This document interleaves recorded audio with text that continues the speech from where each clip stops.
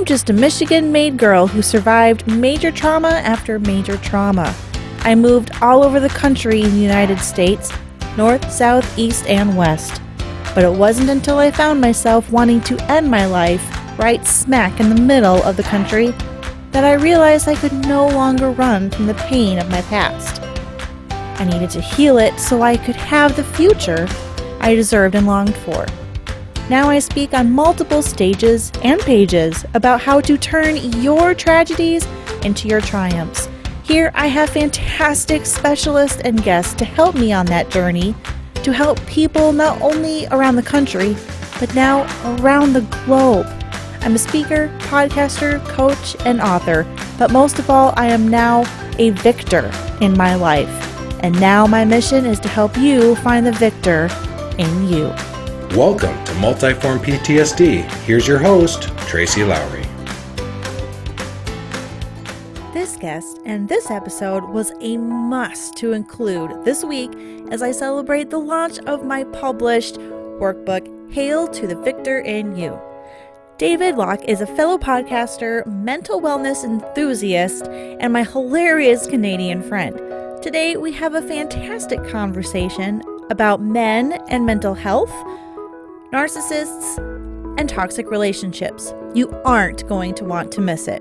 And also make sure to check out tracylowry.com this week to catch the pre-launch discounts on workbooks and merch on the website. Once May 24th hits, the pre-launch sale goes away and we go to normal price, so you're going to want to hit it up soon. But without further ado, please help me welcome Mr. David Locke. All right, thank you so much for being here, David. How are you? I am phenomenal. How are you? I'm good. Thank you so much for being here. I had the pleasure of being on your show. Yeah, it was my only episode in January, actually. I wanted to kind of come out of the gate running, but I came out crawling. But my faithful listeners have stayed aboard. So they've stayed with you. Well, and I also saw that you've had some health issues in the ones that you have tried to do. Maybe not necessarily yours, but some of your guests have had some health issues. Yeah, it's that time of year, and and I just I know I put it up on social media. I know you reached out, my sister reached out, a bunch of people. Oh, are you sick? Are you okay? Oh, no, it's not me. It's one of my guests. I just didn't want to put them on the spot and throw them under the bus and say, well, this person's sick or it's their fault, you can't go ahead. It's just, you got to respect that and respect the boundaries and just, my number one thing is like always, I look out for my guests, number one, right? Mm-hmm. I got to protect my guests and their interests. And I mean, as well as myself, which is why on my show, I don't talk religion or politics because I don't have enough room for all the hate mail I get here. So I'll leave it up to the Rogans and the Sterns of the world, right? So, yeah. There's a time and place for that for sure. That's it. Look at you with your mug. Let's talk about that here for a minute. Shameless self-promotion. These are, how much are these? These are $16 Canadian. So for you Americans, that's a deal. Yeah. So you can check it out, www.theorangereclinerchroniclespod.com, if I can throw that in there. Now, I don't make a penny off this merch. I donate all profits and proceeds to different causes every month. So I don't really, to me, the money in podcasting is not really in the merch. It's going to be listenership and sponsors. So check it out. We've got plenty of swag. Yeah, I got t-shirts, you got hoodies, got a poster. I've got a pop socket, although I don't have one on my phone, but I do sell those. I've got stickers now. I'm lucky enough because a friend of mine, she's a graphic designer, and I get a pretty sweet deal on these things because I it's my brainchild. I get the idea and then I just kind of describe it and she puts it on the shirt, right? So whatever you see on the shirt is my idea, but she puts it together, which is not easy to do, right? Especially working with me on this. I like to think of myself as the Steve Jobs of podcasting. I'm a real hard ass. Like I'm a perfectionist. I like things done right. And if it's not done right, do it over again. Right. So. I love the fact that we have your perspective. As you know, I talk a lot about traumas, post-traumatic stress, and a lot of that comes from abuse and repetitive abuse, abuse in relationships, abuse as a child.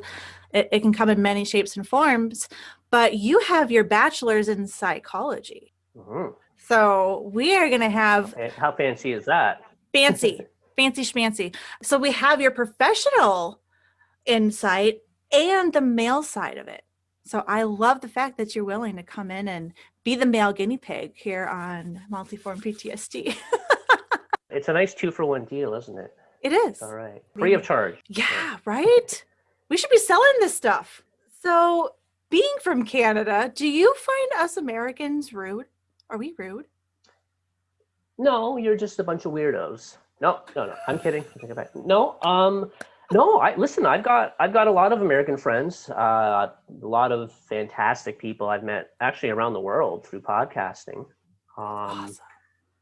No, and I've only, I've only really been to Buffalo. Like, if I just admit that right now, I haven't really traveled extensively, but Buffalo, just being butted up against the border, like, they're almost Canadians there anyway. Like, it's, you know what I mean? They sound like us, like, they're just so close. It's kind of like it's part of Canada, like we're swallowing it up, but they probably look at it and say, well, they're part of Buffalo. So, and there are a couple of Tim Hortons there. That's our big, like, coffee chain. That's our version of Dunkin' Donuts. Okay. The last time I was in Buffalo a few years ago, I was so happy because there was a Dunkin' Donuts and I loaded up on the K-Cups. Like, I bought like 4 or 5 boxes of those because we don't have Dunkin' Donuts in Canada anymore. So I was like, oh, this is cool. And so I bought a whole bunch and that lasted like a week. I'm not even kidding you. Went back a couple of months later for a hockey game because hockey's so cheap there. We got like 3 tickets for like $100. Like, it was crazy. Like, here in Toronto, you pay like $500, you're sitting on the street. I'm not even kidding you. Like, that's how expensive it is. It's pretty brutal, right? Like, wow. Toronto, Montreal. We went back and the Dunkin' Donuts was gone. And lo and behold, there was a Tim Hortons in its spot. And I thought, wouldn't you know it? We've got 3,000 of these in Canada and you had to put one where the only Dunkin' Donuts wasn't Buffalo. Oh, no. How dare you? Hey, listen, I'm not knocking Timmy's. Nothing against Timmy's. It's just when you're so used to something and it's just around and it's all you have, you want to try that. Like, you guys probably maybe feel the same way about Dunkin'. You're like, well, Tim Hortons is great. Oh, yeah, like the first 846 times, but, Right. Or Krispy Kreme. For that. I'm a Krispy Kreme donut fan. Yeah, don't get me started. I haven't had breakfast yet, but I might. Me neither. We're both going to jump off and go get donuts. Yeah. So, wow, that was a sidetrack. So, what made you want to go into psychology? I think it was just my need to help people. I think, honestly, what led to it was, I think I was doing an apprenticeship in carpentry. I was going to school for woodworking, building houses. It was fine. Like, it's a great career. It's a very respected career. I don't know. Like, I wanted to help people, and I don't see myself helping people this way. I mean, if you're doing, what's that, Habitat for Humanity, and that's different. Like when they're building houses for lower income families, that's fine. But the way I wanted to help was sit down, have a chat, listen to people's problems. And I think it also stemmed from, especially in my teen years, like in my family, like we had like a lot of difficulties, like depression, my mom. Luckily for me, I've never been diagnosed anyway. I've always been a very active person. I've been in the gym as long as I can remember now. And that's a huge thing, right? Like that's huge. Really kind of helped me alleviate it. And maybe my personality, I'm a glass half full guy, or I shouldn't even say that. I always say, what's that saying? You just name sometimes. Someone's arguing about the glass is half full or half empty, but the opportunist will drink the glass while they're arguing. I'm the opportunist, right? Right. Something along the line. I don't know. Don't quote me on that, but it's in there. I looked at it and I don't think I wanted other people to go through what like my family had gone through. And I know people go through like worse, but for as long as I can remember, I've always cared about people. And I think that kind of led into this podcast and getting people on and hearing people's personal stories, or getting experts in their subject matter on the show, and just like anybody and everybody, right? Just kind of like the time you were on the show, like kind of getting your story out there and say, hey, glad you're here and I'm glad you made it through and it's cool. So it may sound like there's more bad in the world than more negative and bad people, but that's just what's reported, right? So there are more people out there who are willing to help, and there are more good people, regardless of what the news tells you, right? They'll filter and show you what they want you to see. So kind of just putting that out there from a Canadian perspective anyway. I don't know. I mean, hey, look, our dollar coin is called the loonie and our $2 coin is called the toonie, so nobody can really take me seriously, right? So. Oh, that's funny. It's so true, though. Listen, nobody has a cool mug as this. That's true. That's true. I'll have to get me one so I can be cool like you. Little plug. Hey, your coffee it'll taste that much better. Yeah, I'm telling you. I believe it. I'm not even kidding. Yeah, I believe it. I'm not a coffee drinker, though. It'll taste a little bit like a recliner, but that's fine. Oh, this will get you started. Don't worry. Yeah. Love it. I know all the jokes center around the recliner. And there's a story around that too, but anyway. So while we're there, what is the story with, that's the name of your podcast, is the Orange Recliner Chronicles. Where did that come from? Yeah, it came out of nowhere. It was by accident, because the whole concept of this podcast, so I know a lot of people started a podcast, and there's nothing wrong with this. Once, the pandemic hit, a bunch of people laid off, people got nothing to do, I'm in the house. I think at one point, Amazon was almost out of mics. Like, people were just buying all these things up because everyone with a mic and 2 cents was buying the equipment and doing a podcast. Right. The idea came to me, I think it was late 2019. So it would have been December or January, 2019, 2020. So right before the whole lockdown pandemic hit.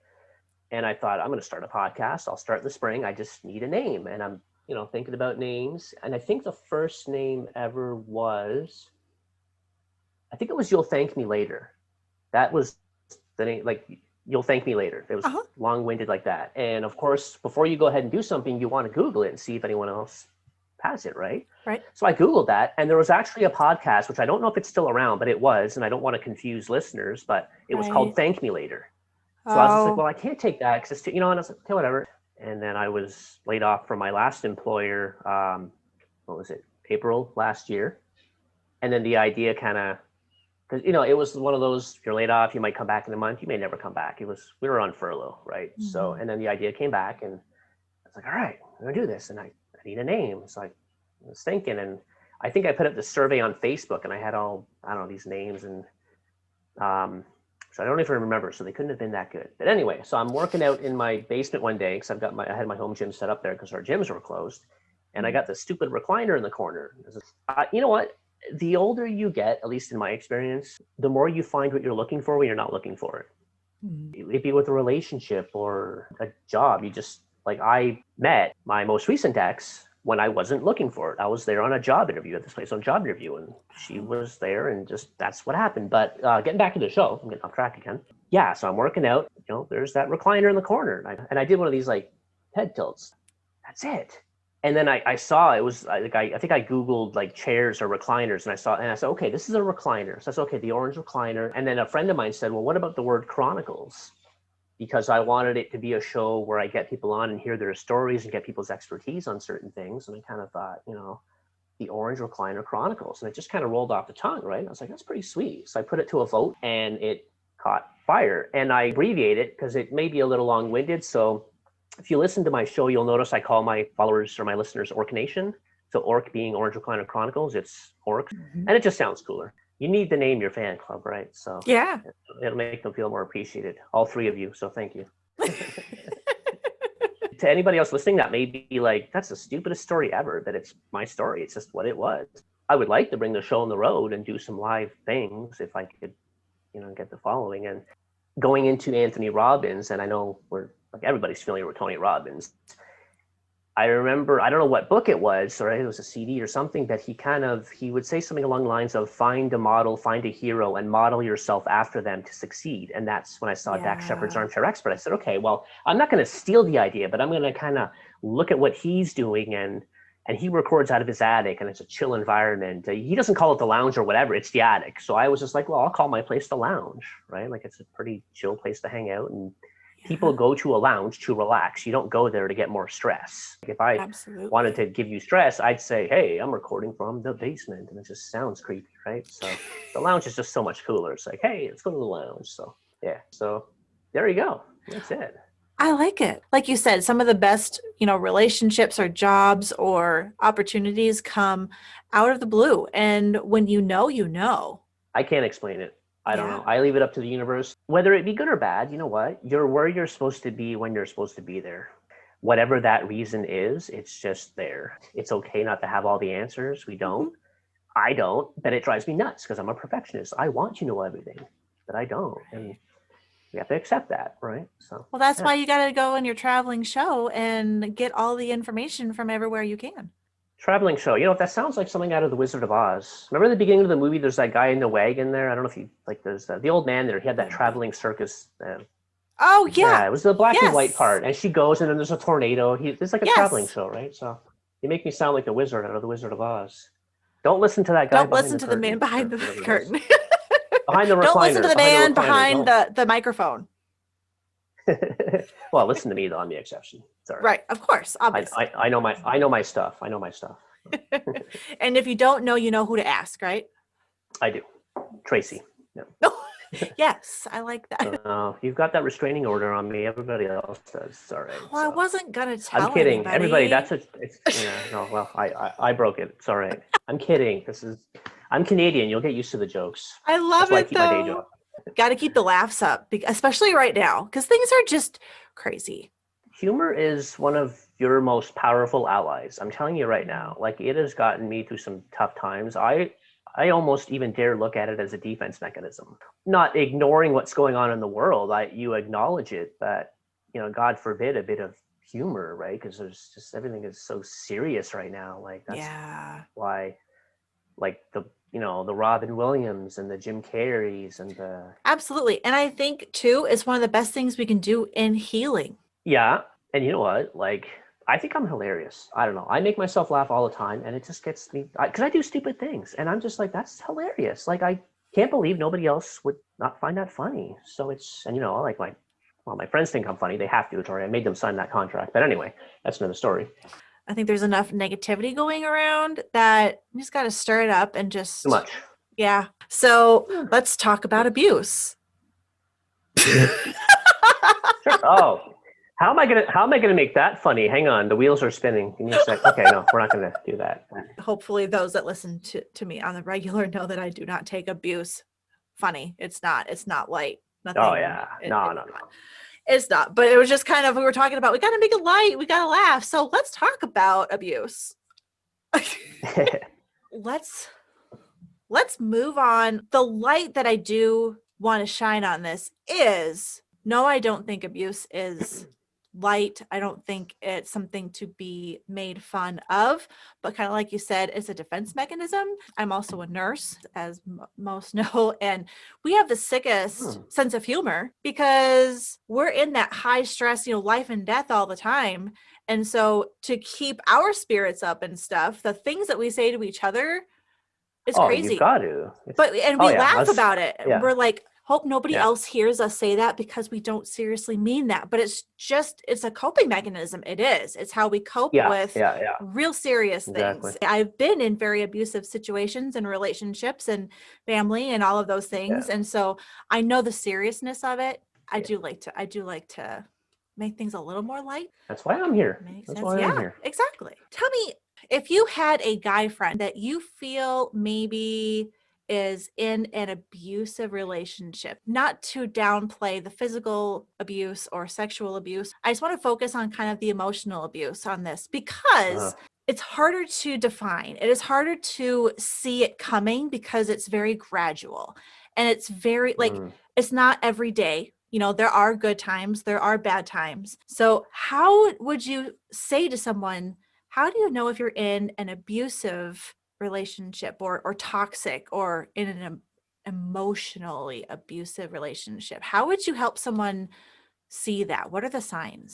Man, well, you see, for guys, like right off the bat, I got to tell you, it's tougher to admit and actually seek help for being in an abusive relationship, because you got to remember, at least in our society, we're macho men. We're tough. We had like the Rambos and the Schwarzeneggers. Like, growing up in the 80s, that was the epitome of macho man. That was a man with ripped muscles, and they get hurt and they get cut and beat up, but they keep going and they win in the end. And so you can't cry and you can't show emotions. So I think to a lot of guys, myself excluded, by the way, I'm very vulnerable myself. If I got something, my emotions are all right there on the surface, right? So what do they say? Admitting there's a problem is the first step to kind of dealing with the problem. And like I said, I think a lot of guys don't want to admit that. And obviously, and I think statistically, males taking abuse does not happen as often. And when they do, with women, I think it's more emotional abuse anyway. But I'm not downplaying emotional abuse, because that could be just as damaging or even more so than physical abuse, right? So,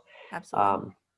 Physical abuse, you may get the scar tissue that heals over time. You may have the scar, but then how does it heal up here, right? Like there are a lot of situations, like I was bullied at camp, I was bullied in high school, and that stuff still sticks with me to this day, right? So me being the guy who wants to save the world and help everybody, I would approach my friend and I would say, like, look, you're in this situation here. I don't know if you're aware that there's really nothing wrong with being open. There's nothing wrong with being vulnerable. There's nothing wrong with seeking help. It doesn't work. I don't care what society or the movies or anybody else or the Joe Rogans or whoever it maybe says, it's okay to get that help and admit you have that problem. And I think a lot of people become complacent in these situations and they just become used to it. And so you don't see it anymore. Like I once knew somebody a female, and she was in, this manipulative, abusive relationship for like 14 years and just stuck around, not because she wanted to, but it's all at one point. It just becomes the way of life. And the thing with men too is our support systems aren't really centered around sitting around the table and sharing our feelings and hugging. Like women, it's you guys talk, like you share your feelings, you hug, you cry together. Like us, we get together and watch the football game or see that cute girl at work today or something stupid along that. It's never, oh, hey man, like, do you need a hug? How you feeling? How's your day? How's your relationship going? You ask that question, you usually get oh, it's fine. And even though the bruise on their face says otherwise, I'm not going to say that if you know and you don't do anything, you're kind of guilty. But if you know somebody, like a male friend who's kind of going through that, reach out. You can lead a horse to water, but you can't make it drink. But at least if you reach out and kind of get the ball rolling, you can. But I think with like us men, like I said, it's really hard to acknowledge and share our feelings, right? And admit there's a problem because we're supposed to have control of everything. Like, don't forget, like for a long time, the man went to work and the woman stayed at home and made dinner and cleaned and all that stuff. And the man was the breadwinner and my house. And I've got it all under control. And we're very different times, but a lot of these old ideas are still around. And one of those old ideas is macho man. It's not right. It's okay. Like if you are feeling bad or sad or whatever, just, I don't know, if you can talk to a female friend. It's a tough gig. It's just this idea that society has put on us and it sucks. I saw in one of your podcasts something about toxic masculinity. Yeah, that would have been, I think that's when I had Pete Burge on. What was that, episode 21 or something? And he's in Australia. So you kind of see similar mindsets and similar ways in which our societies operate. Their big idea maybe of masculinity may be Crocodile Dundee. I don't know if you remember that movie. Remember the guy who wrestles crocodiles with his bare hands, tough guy, you know what I mean? Like that kind of thing. And this gentleman here had the same issue, whereas I think at one point he really kind of got down and depressed and just felt like he had to kind of hold it in because it's a sign of weakness if you talk about it. And yeah, the whole idea of toxic masculinity is just kind of not showing that softer side and having to, boys don't cry, right? Like, yeah, and we're taught that from a very early age, like you fall off your bike and scrape your knee. You don't want to cry in front of your friends, right? As a guy, anyway. If you're a girl, have at it, whale it. Who cares? If you're a guy, you don't want little Charlie whatever making fun of you. So you just kind of get up, dust your knee off, and you go home. Then you cry at home in your room by yourself. You don't do it for anybody else. And then that follows you into adulthood, and then we're kind of stuck in this predicament, right? So I know I mentioned Dax Shepard's armchair expert, Mark Moran. These two guys, what I like about them is that they're, they are vulnerable themselves on their shows. They don't exhibit that toxic masculinity. Dax Shepard's been very open with his struggles with addiction and relapsing and getting over it. And same with like Mark Moran, he suffers from anxiety and he doesn't hide it. It's no secret. Like if you look and read through his journal, you go through his website pages, you will see like, I feel like crap today and I'm scared and the world's falling apart. And it's okay, we'll get through it kind of thing. And I think that's what really drew me to these two, because I'm a guy that you don't have to ask me very often if there's something wrong. If there's something wrong, I will tell you. You know what I mean? I'm like an open book. People can kind of see that. I don't hide my feelings. And if I try, I don't do it very well. I'm a very gifted actor, but that's not one thing I can do. And it's not something you feel like you should do. I like that though. Coming from the female side of things, we don't like when we have to try and read your mind or like pull information from you. No, like just say it. And it's funny because when I tell people, I studied psychology, the first thing people ask me, and it's so weird, oh, okay, what am I thinking? I didn't say I was a mind reader. You didn't say you were psychic. Yeah, you still have to show up and sit down with us and kind of work through your problem. We can't just sit there, look at you and go, oh, okay, yeah, anxiety. Okay, good. Next. If only it was that easy. Yeah, if only anything was that easy. I mean, but as human beings, it's our innate nature to make things more difficult and take the hard path because we just like to do things the hard way, right? Why do things the easy way when you do it the hard way? God forbid. I don't know why we do that, but we do. Probably going back to the ancient Greeks. I don't know. If Aristotle hasn't figured it out, we never will. Yes. When there are men in situations that are toxic, I know a lot of times they push it under the rug, like you said. I've had friends that have been in very toxic relationships, and so for the longest time they didn't see it. Even as a girl, I had a friend that looked at me and said, "You are in an abusive relationship." And at the time, he had never put his hands on me. There wasn't anything physical happening, and I was like, "Oh no, he's never like touched me or anything." And she said, "No, I'm talking like emotional, mental." And I was like, "Why on earth would you say that?" And I really didn't get it. And then she started listing off all of the things, like, here's a sign, here's a sign, here's a sign, and then putting it all together, I was like, Right. huh. And I really Yeah. had never thought about it, because they had me convinced that my family didn't love me. My friends were horrible people. I was the only person that was ever going to love them. And so I had to stay because no one else would take me. So they isolated me from everybody. I wasn't allowed to talk on the phone to anyone without him present. I wasn't allowed to go out with my friends ever. And he wouldn't go with me. So it's not like he had to be with me. I just lost all my friends because he refused to let me go out. Right. It was very intense. And for some reason, I didn't see the problem. I don't know why. I didn't see it, but I didn't. So, what are some signs? Is there anything different that you would say on the guy side of things when it's a woman who is maybe toxic? Do you? Well, first off, what you're just describing there sounds a lot like a classical case of narcissistic abuse. You've got that whole kind of sheltering you from the outside world, locking you in, and then there's this, what's that term? There's this term gaslighting. Gaslighting. Yep. Which is kind of like, you almost feel like you're going crazy because they kind of convince you of certain things and you got all these ideas in your head. And boy, I had this guest on once and he had really good ideas. I think there was something called the flying monkeys or something along the line, which is this individual's friends. He kind of gets them involved. And like, so it's not only him as the perpetrator, his friends are now kind of keeping tabs on you and checking in on you and kind of getting in on the game as well, right? Also a whole case of outsiders looking in. When you're in a situation, it's more difficult for you to see whether there's something right or wrong than it would be with somebody on the outside. Having gotten out of a relationship once, I remember a couple months later wanting to go back and everyone like, no, like you're lonely and it's, you got to give it time. You got to think about it. It's, it'd be like a rebound. They see things differently because they were on the outside looking in. But on the woman's side, like I was saying earlier, I think it's more the emotional side, emotional abuse. Now, don't get me wrong, there's also some physical, but people don't think of the physical as often because men are supposed to be stronger than women. How did she knock you out? How did she knock you down? It's not your fault if someone comes up behind you, knocks you out with a frying pan, that's physical abuse and it could happen. But yeah, and kind of thinking back to my situation as an insider and now as an outsider, I kind of think to myself, how did I not see that?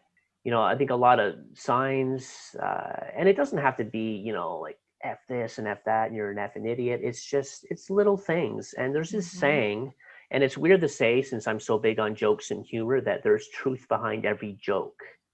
So if someone kind of goes to you and says, hey, have another donut, you wear it well, ha ha ha ha, and it's all jokes. But when you kind of dissect that, look behind it, it's like, well, what are they saying? Like, it's, you know what I mean? So I look at things that way, just as a guy who likes to analyze things, as a psychology guy, I question everything. Like it actually annoys people that I do that because I don't ever take things at face value.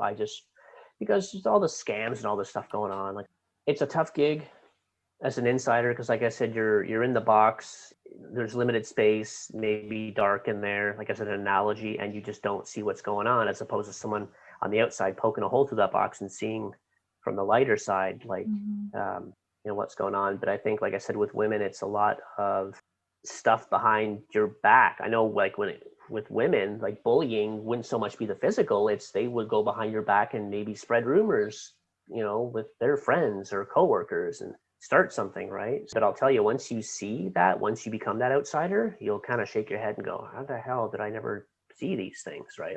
And you'll feel stupid, although you shouldn't, but because it's just, it's human nature. You become complacent and you get used to certain things, and that's just your way of life. It sucks to say, but it's. And they're very good at what they do. And they brainwash you and they Oh, condition you. they're like experts. Yeah. I don't know. I Yeah. honestly wonder, like, who has the mental capacity to be this conniving? Yeah. I couldn't be that way if I tried, because I'm the worst liar, for one. Like, my face will tell it all. Oh, same here. Yeah, I'm a terrible poker player. I got no poker face at all. No, either. Sorry, Lady Gaga. You talked about how you wanted to go back, and I think we all have, even in non-toxic relationships. I think we always have that, not buyer's guilt, but the seller's guilt. Oh, I shouldn't have done that, and maybe. How did you go back? Yeah, I did. Yeah. And how did that work for you? Well, we're not together anymore. Right. So that says it all there. Mm-hmm. You got to remember too, good or bad, speaking on for myself and my personal experience, looking back, there was more good than bad. And again, it's just human nature. The negative will always affect you more than the positive, believe it or not. If I get an F on this exam and then get an A+ later on, the excitement from that A+ will die down and go back to normal before that. The effect of getting that F on the test, like that will affect you for a longer time. Studies have even suggested, people are probably be like, what? That's the stupidest thing, that lottery winners, whatever you win, the Powerball or 20 million or whatever, 6 months after winning, your happiness level returns to what it was pre-winning. I've obviously never won the lottery, but I know that you're everyone's best friend once you win. You'll hear from people you haven't heard of. So you think it gets rid of all your problems, but it doesn't. It actually kind of adds on, but I'm kind of getting off topic. So you're obviously not thinking, I want to go back because of all the fights we had. I'm going to go back because of all the bad. You got those rosy glasses on. While everyone else is telling you, oh, well, like remember all those fights and when you guys almost killed each other and just different things, you're just kind of sweeping that under the rug and you're going, no, I remember those trips we took and I remember the Christmases and I remember all that. And those are the reasons you want to go back. And I think on my end too, I don't think, and I don't feel, at least I didn't feel at the time, that I gave that relationship my 110%. And so how was I to live with that? How was I to know unless I try again and to know, like, I want to find out, like, I want to know. And so, like, and have obviously, no regrets. like the first. Yeah. And even if sitting here now, it didn't work out, looking back, I'm glad it didn't, but at least I tried and at least I know. Right. And like, so our first breakup, obviously, like I moved out. When we got back together, a few months later, got back together, but I didn't move back in. Right. So it wasn't really 100% duplicate situation, but, and at first it was okay. And we were more careful, but then a couple of months in, that saying, old habits die hard, things kind of creep in there. And then if that's happening, then, you know what, you can it kind of gives you don't have a crystal ball, but it kind of gives you an idea of what it's going to be like in the future. And it's just, you know what, sometimes people grow out of things. There's two ways it goes. You either grow together or you grow apart. So it's one or the other, right? And it's okay to grow apart. Some people, their interests change and just different things and they grow apart, but they stay together because even despite all those things they don't have in common, they make it work because it's not just based on what you have in common and stuff. So me, I did go back. It lasted, 8 months. That was it. And again, I don't know if I'll say the second time around was harder. It probably was equally as hard, but at least this time I knew for sure 110%. And the second time around, I gave it my 110%. I felt anyway, and now I can live with that. I'm cool with it. I can live with it, and I'm getting along just fine. Like I'm 10 times the man I was 5 years ago, and you have to go through this stuff to learn these lessons. Sometimes, unfortunately. I feel like you have to, what did Dolly Parton once say? You have to go through the storm to see the rainbow or something along the line. I'm quoting all these people, but it's not exact. But anyway, you can always Google. That's what Google's for, guys. Exactly. Yeah. So people, even in those toxic abusive relationships, they will and you got to remember too, our memories and our thoughts. Remember this is going into psychology. Your memories are not an exact movie and replication. It's always a reconstruction. What happened an hour ago, I can think about, but that's not 100% how it went down, believe it or not. And there's also false memories. People can implant false memories in you. It's unbelievable what you can do to the human mind. Yeah. And so you may be wanting to go back for those false memories that you have convinced yourself happened. And because who would go back for the bad? You know what I mean? No one's going to want to. I want to go back because I want to get punched in the face once a week. Like who, especially if you're with like Mike Tyson, who would want that? Like I Right. sure as heck wouldn't, right? And even if you're in like what seems like a perfect relationship, which doesn't exist, by the way, with more good times than bad, it's just, yeah, people go back for the good. Even if it was all bad and one thing was positive in the whole thing, you're going to go back for that reason. And you're not going to see it. Your friends will. They'll be like, what are you doing? And you're going to be like, oh, I know what I'm doing. Don't worry. Like, it's going to work out. And I love this person. And because you still love them too, right? Like you can't, I don't think it's like a switch. You can't unlove something in somebody. So it's just human nature, man. I don't know. Yeah.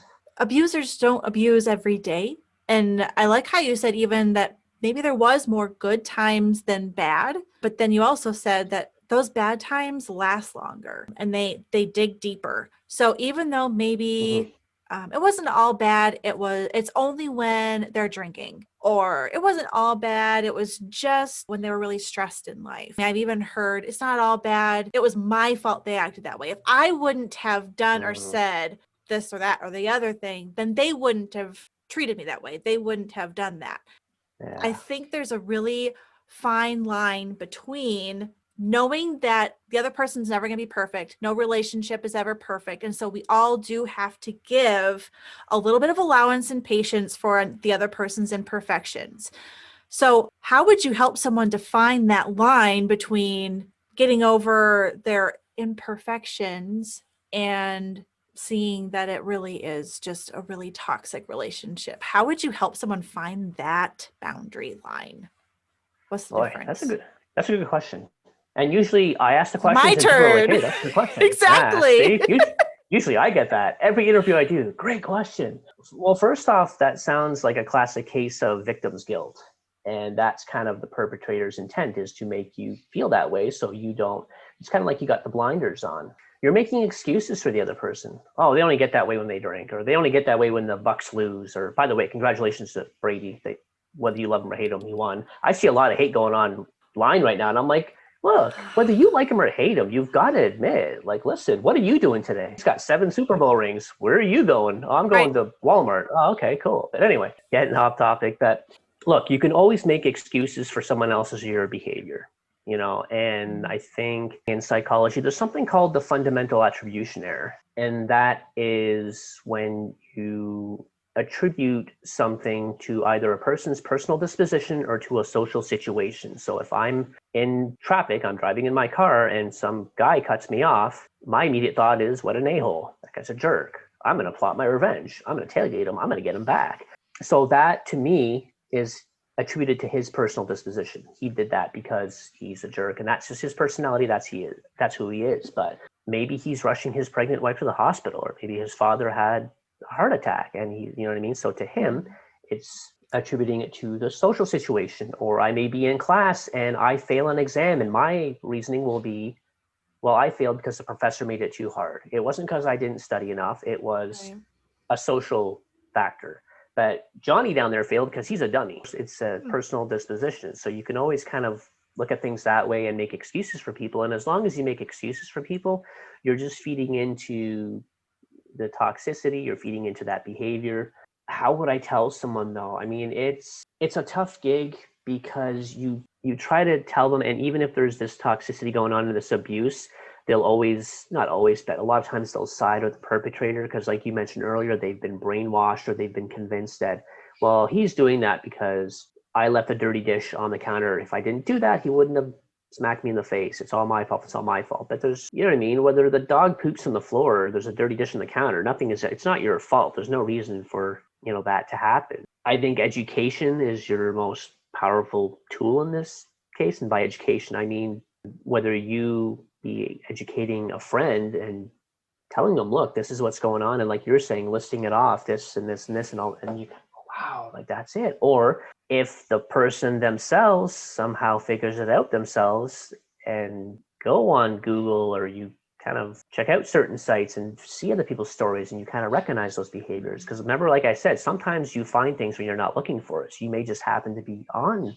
there and something pops up, right? Maybe 2 months ago you were searching something, because remember, Google algorithms, it memorizes what you've done by IP address and where you've been. So I see this all the time. Like I see these ads on my Facebook about mugs and stickers and gym equipment because I'm looking that stuff up. I do this stuff in my store, and it's just how it's set up to work. Like there's not an eyeball on you. Like, relax. You can always turn off your Facebook mic and camera and all that stuff.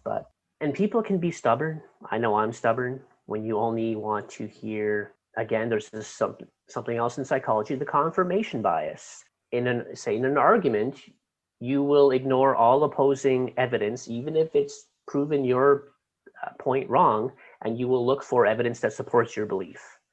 So if we go back to certain, if you look at conspiracy theories and QAnon or Pizzagate, and people are convinced that stuff is going on, and they will look for evidence and groups of people online that support that. So that's kind of what they go for, and they will ignore all naysayers. And even if the proof is right there, that nothing happened. So even if you can prove that the perpetrator's toxic or abusing, sometimes people will look for evidence in the opposite direction, and what do you call it, turn a blind eye and look for reasons why I should stay with the person. Yeah, but he brings me flowers afterward, or because that's what they'll do. It'll kind of, it builds up, abuse, and then you reach that certain boiling point, and then they bring it down a notch, and flowers and romantic movie and the music, and because they know what they're doing.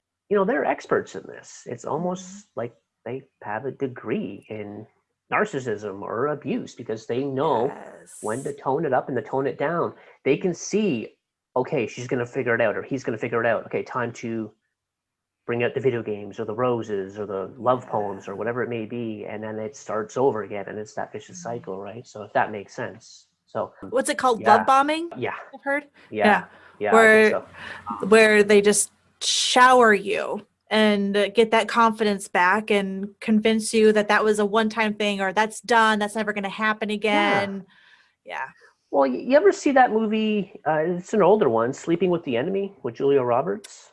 It's been a long time, but yes. Yeah, she's with this guy. That's actually a perfect example for anybody who wants to refer to it as what we're talking about. Is he's very abusive emotionally and physically, but then he'll buy her like lingerie or roses, and she kind of forgives him until, now it's a movie, but she got lucky enough to kind of figure it out herself, right? And kind of get out of there. And so, and that happens. I mean, sometimes, like I said, a lot of times actually, people figure it out on their own. They don't need friends to come in there. But in the instances that you do, it can be a tough sell, because like I said, horse to water but can't make it drink, right? So I had other people come to me in my situation and have said just a little thing here or there, like, are you okay, or is he good to you, are you happy? I mean, there were some questions, and I was probably just in the right place, right time, right person talking to me about it, that finally I was like, But that's exactly it. I think you also have to want to see it. I think human behavior is a slippery slope. Like, it's really, we'll never have all the answers, but sometimes you'll ask your friend, are you okay? And it's, I'm fine. And sometimes it's up to you to play detective, and that ultimately in the end, unfortunately, I know it's sad to say this, but it's up to them. When people think, psychology and psychologists, they think, I'm going to go to a therapist and they're going to cure my problem. They're going to do all the work. But it's not how it is. It's not, we don't go there and give you a magical cure. It's you come in, we discuss and we work through it, and you got kind of like a homework assignment. So ultimately, it's kind of like client-centered therapy. You're doing all the work, which is how it should be, right? Because I remember like volunteering at a distress center on the phones, and it came up that I was studying psychology, and the person on the other line said to me, oh, okay, well then solve my problem then. And I was kind of stumped. I was like, how do you answer that? I was like, no, like, not really equipped to do that. I mean, that way. No, you've got to put in the work. You've got to be Tom Brady yourself. You've got to have that mindset, right? Because now I'm not saying you got to win 7 Super Bowl rings, but you can kind of get to where you're going, right? So you got to go and find that person who's going to help guide you and help you know what you need to do on your end, but you still have to be the one doing the work. You've got to work through the issue. You just have to go to the right people to know what that journey looks like.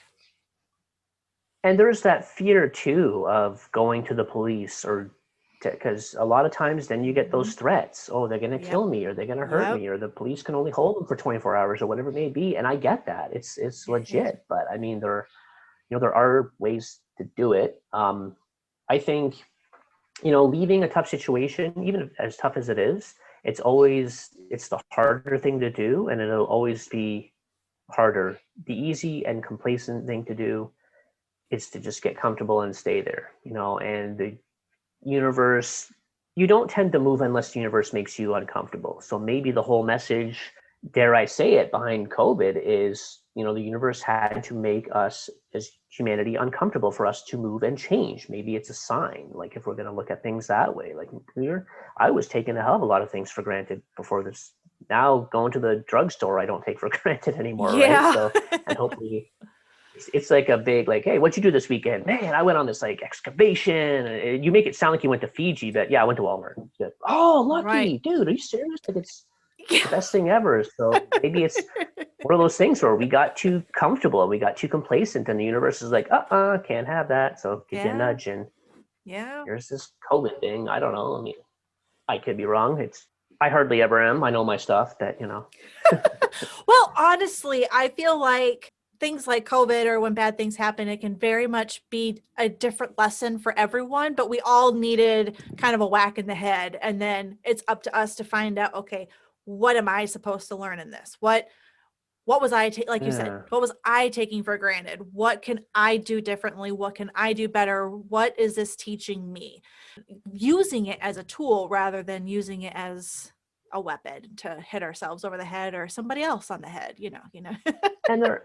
And they're all lessons, whether something good or bad. It's all lessons. You're who you are today because of everything that happened to you, whether it be good or bad. And like I said, with everything that happened to me earlier, I'm a better man now than I was 5 years ago. Like I've grown a lot, and I've grown up a lot, and I've changed. And hindsight's 2020. If I can go back and do things differently with the knowledge I have now, I sure as hell would do it. But it's just not how life works. Life is set up for you to learn after the fact and apply those lessons going forward. So being on the receiving end in an abusive relationship, it's never your fault. So don't ever think that way. Like they will convince you that it is. And that's how, they break you down, and you'll just be so weak that you get to the point where you don't even think for yourself. Right. So, all right. Well, I would love to have you back on the show actually, and talk to you some more. Would you be willing to come back and be my man point of view again?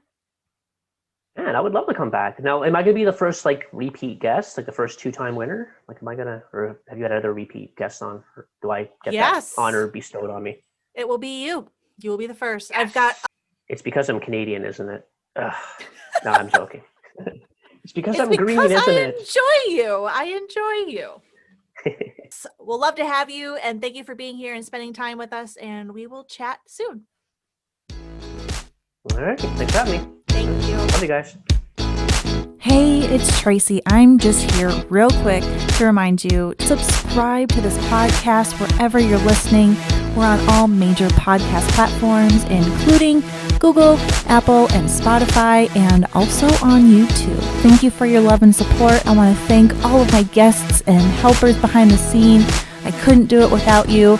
Make sure you're sharing with your friends, your coworkers, your family, or anyone else you think might be really needing to hear this content on how to heal and overcome from obstacles and tragedies and traumas. That's why we're here, so people can know that they're not alone, get some real good tips on how to better their life and to heal and to really be triumphant in their life and have a life that they can be excited about again.